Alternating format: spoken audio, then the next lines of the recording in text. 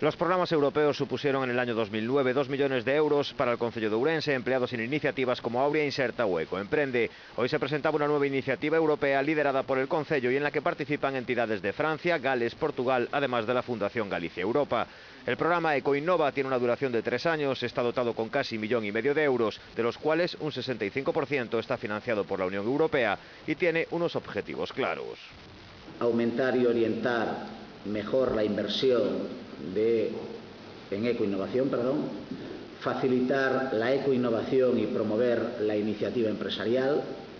mejorar el acceso a la financiación para la ecoinnovación y el ecoemprendimiento, potenciar la cooperación empresarial en el ámbito de las tecnologías ambientales y, en última instancia, impulsar y facilitar la internacionalización de las pymes que operan en el sector medioambiental.